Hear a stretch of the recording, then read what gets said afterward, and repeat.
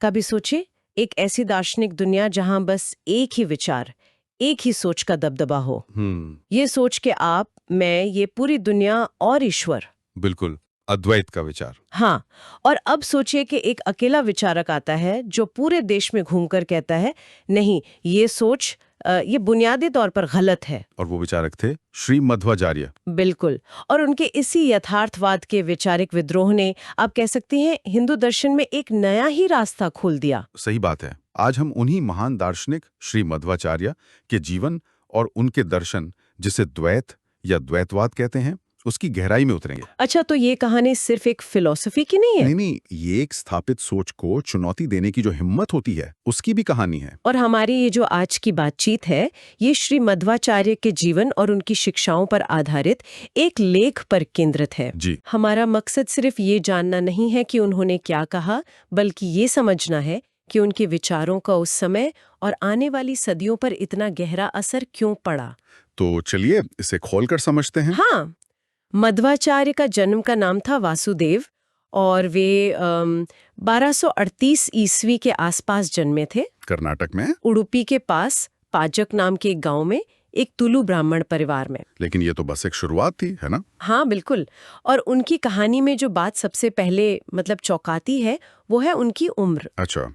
वो बचपन से ही इतने ज्यादा आध्यात्मिक थे कि उन्होंने सिर्फ 12 साल की उम्र में संन्यास ले लिया। 12 साल की उम्र में? हाँ, 12 साल। ये उस समय के समाज और उस बच्चे की मानसिकता के बारे में क्या बताता है? मतलब क्या ये उस दौर में आम बात थी? नहीं, ये बिल्कुल भी आम बात नहीं थी। ये उनके असाधारण झुकाव को दिखाता है। उस उम्र में आप सोचिए, जहां बच्चे खेलकूद में लगे होते हैं, वासुदेव का मन सत्य और ईश्वर की खोज में लगा था। सही। संन्यास लेने के बाद उन्हें पूर्ण प्रज्ञा नाम मिला। पूर्ण प्रज्ञा मतलब? जिसे पूर्ण ज्ञान हो। और बाद में जब वे अपने मठ के प्रमुख बने तो उन्हें आनंद तीर्थ की उपाधि मिली। तो ये नाम ही उनकी पूरी आध्यात्मिक यात्रा को दिखाते हैं। तो उनका जीवन सिर्फ मठ की चार दीवारी में ज्ञान हासिल करने तक ही सीमित नहीं था। जैसा कि लेख में बताया गया है, उन्होंने पूरे भारत का दौरा किया है। हाँ, और ये यात्राएं उनके मिशन का एक बहुत बड़ा हिस्सा थी। अच्छा। वो बद्रीनाथ, वाराणसी, द्वारका जैसे ज्ञान के जितने भी बड़े गढ़ थे वहां गए।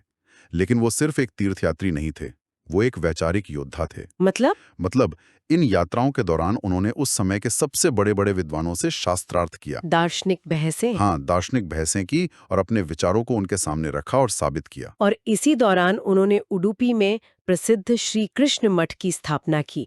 इसकी कहानी तो अपने आप में बहुत दिलचस्प है। और मूर्ति वो गोपी चंदन मिट्टी के एक बड़े ढेले के अंदर मिली। मिट्टी के ढेले में? हाँ, जो एक जहाज से मिला था। उन्होंने अपनी दिव्य दृष्टि से पहचान लिया कि इस मिट्टी के ढेले के अंदर भगवान की मूर्ति है।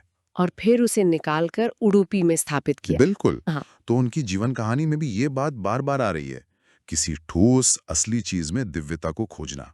यहाँ तो सचमुच मिट्टी के ढेले में। आपने बिल्कुल सही पकड़ा। ये घटना एक तरह से उनके दर्शन का निचोड़ है कि दिव्यता भ्रम या माया में नहीं, बल्कि वास्तविकता में है। और उनके जीवन से जुड़ी और भी कई असाधारण मान्यताएं हैं। जैसे परंपरा के अनुसार उन्हें वायु यानी पवन देवता का तीसरा अवतार माना जाता है। हनुमान और भीम के बाद तीसरा अवतार, इसका क्या मतलब हुआ? इसका एक बहुत गहरा मतलब है। देखिए, हनुमान को भक्ति और सेवा का प्रतीक माना जाता है। सही। साथ अपने दर्शन को स्थापित करने का बौद्धिक बल। उनका मकसद था भगवान विष्णु की सर्वोच्चता का प्रचार करना। और जिस तरह उनका जीवन असाधारण था, उनका अंत भी वैसा ही रहस्यमय बताया जाता है। कोई सामान्य मृत्यु नहीं। जी, कथाओं के अनुसार लगभग 1317 ईस्वी में जब वे अपने शिष्यों को ऐतरेय उपनिषद पर अपनी टीका पढ़ा रहे थे, तो वे सबके देखते देखते गायब हो गए। हाँ, भौतिक रूप से गायब हो गए। इसे अंतर्धान होना कहते हैं। अच्छा। तो ये उनके अलौकिक जीवन का एक अलौकिक अंत था। उनकी जिंदगी की ये ठोस जमीनी बातें, यात्राएं, बहसें, एक मठ की स्थापना, ये सब बहुत वास्तविक है।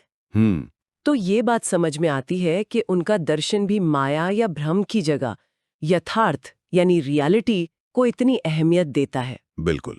और यहीं से उनके दर्शन द्वैत वेदांत का जन्म होता है, जिसे तत्ववाद भी कहते हैं। तत्ववाद यानी यथार्थवादी दर्शन।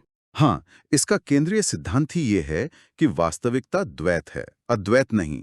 यानी ईश्वर, आत्मा और ये दुनिया, ये तीनों हमेशा से अलग थे, अलग हैं और हमेशा अलग रहेंगे। तो अगर आदि शंकराचार्य का अद्वैत दर्शन कहता है कि हम सब एक महासागर की लहरें हैं जो अंत में उसी में मिल जाएंगी, तो क्या मध्वाचार्य ये कह रहे थे कि नहीं, हम सब अलग अलग कश्तियां हैं जिनका अपना वजूद है और महासागर हमारा बनाने वाला है, हम खुद महासागर नहीं है? इससे बेहतर एनालॉजी हो ही नहीं सकती। आपने एकदम सही समझा। अच्छा। मध्वाचार्य ने शंकराचार्य के ब्रह्म सत्यम जगन मिथ्या, यानी सिर्फ ब्रह्म सत्य है और जगत माया है, इस विचार को सिरे से नकार दिया। उन्होंने कहा कि ये दुनिया, इसमें मौजूद हर आत्मा उतनी ही सच है जितना कि ईश्वर। ये कोई सपना या धोखा नहीं है। और ये विचार उस समय के लिए इतना क्रांतिकारी क्यों था? इसका इतना गहरा असर क्यों हुआ? देखिए, इसे समझने के लिए हमें उस समय के माहौल को देखना होगा। वो भक्ति आंदोलन का दौर था। ओके।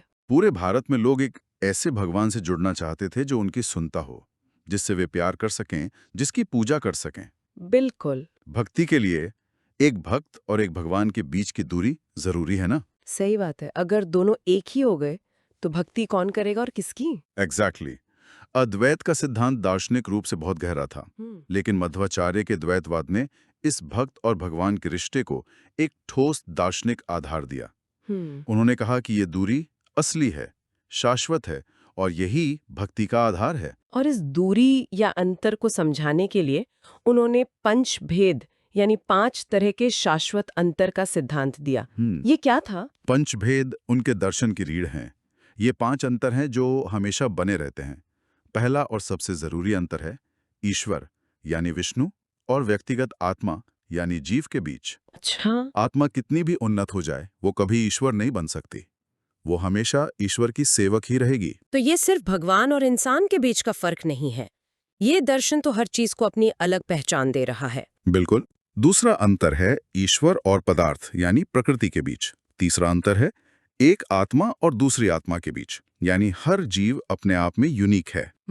चौथा अंतर है आत्मा और पदार्थ के बीच, मतलब हमारा शरीर और हमारी आत्मा 2 अलग-अलग चीजें हैं। और पांचवा अंतर है एक पदार्थ और दूसरे पदार्थ के बीच, जैसे एक पत्थर दूसरे से अलग है। हाँ, या पानी हवा से अलग है। ये सब अंतर असली हैं, माया नहीं। ठीक है। अगर ईश्वर, आत्मा और संसार ये सब असली और अलग हैं, तो फिर इस जीवन का लक्ष्य क्या है?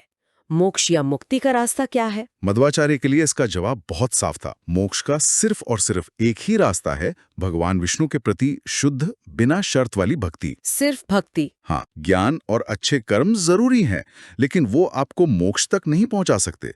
मोक्ष सिर्फ ईश्वर की कृपा से मिलता है, और उस कृपा को पाने का तरीका है निस्वार्थ भक्ति। तो कर्म और ज्ञान से भी ऊपर भक्ति और ईश्वर की कृपा है। बिल्कुल। यहीं पर आकर उनकी दर्शन का एक बहुत ही अलग और शायद कुछ लोगों के लिए विवादास्पद हिस्सा सामने आता है। हाँ, जो आत्माओं के वर्गीकरण से जुड़ा है। एग्जैक्टली।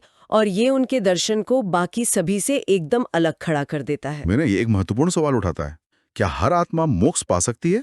और मध्वाचार्य का जवाब था नहीं। 1 मिनट, आत्माओं का वर्गीकरण ये तो नियति या प्रीडेस्टिनेशन जैसा लगता है। कह सकते हैं। क्या इसका मतलब यह है कि कुछ आत्माओं के पास मोक्ष पाने का कोई मौका ही नहीं है, चाहे वे कुछ भी कर लें? ये तो हिंदू धर्म की कर्म वाली सोच से बहुत अलग लगता है। आपका सवाल बिल्कुल सही है, और यही इस विचार को इतना विवादास्पद बनाता है। मध्वाचार्य का मानना था कि आत्माएं अपने मूल स्वभाव यानी स्वरूप से ही 3 तरह की होती हैं। और ये स्वभाव बदला नहीं जा सकता? नहीं, उनके अनुसार ये बदला नहीं जा सकता। पहली श्रेणी है मुक्ति योग्य। मुक्ति योग्य? ये वो सात्विक आत्माएं हैं जिनका स्वभाव ही भक्ति और ज्ञान की ओर है, और वे अंत में मोक्ष पाने के लिए ही बनी है। ठीक है, ये तो समझ आता है। दूसरी श्रेणी है नित्य संसारिणी। ये वो राजसिक आत्माएं हैं जो ना पूरी तरह अच्छी हैं, न पूरी तरह बुरी। तो उनका क्या होता है? वे हमेशा सुख दुख, अच्छे बुरे के बीच झूलती रहेंगी और जन्म मृत्यु के चक्र में हमेशा फंसी रहेंगी।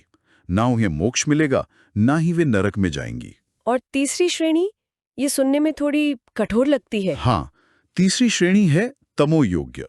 ये वो तामसिक आत्माएं हैं जिनका स्वभाव ही ईश्वर से द्वेष करना और बुराई करना है। और उनका अंत? मध्वाचार्य के दर्शन के अनुसार ये आत्माएं हमेशा के लिए अंधकार या नरक के लिए नियत है। ये भारतीय दर्शन में बहुत अनूठा विचार है। बहुत अनूठा, क्योंकि यह मानता है कि कुछ आत्माओं का उद्धार संभव ही नहीं है।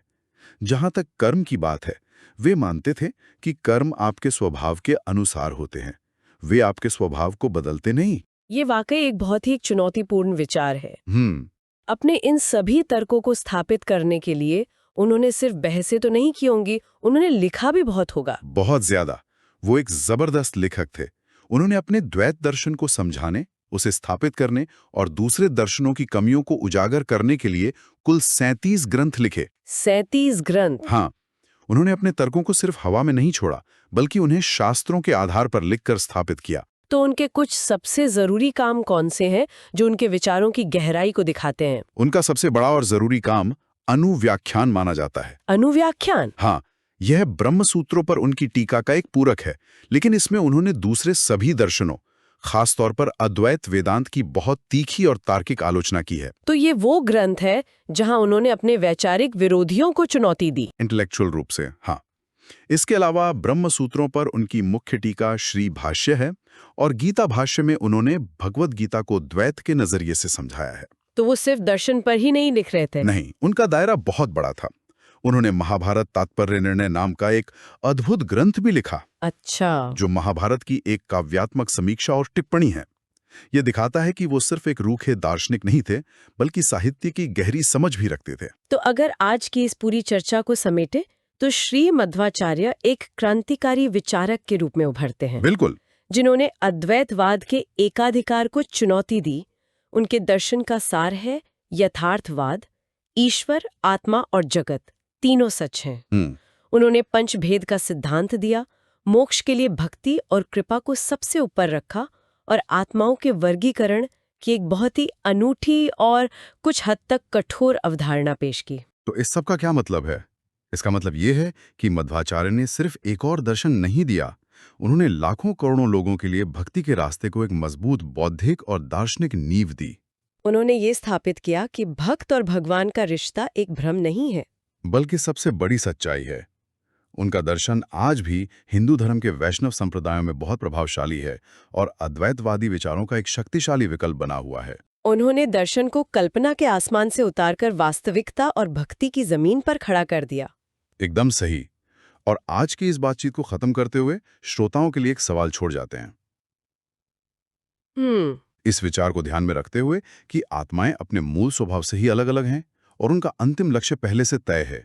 तो ये नजरिया किसी व्यक्ति के आध्यात्मिक प्रयास, कर्म के सिद्धांत और ईश्वर की कृपा की भूमिका के बारे में उसकी सोच को कैसे बदल सकता है?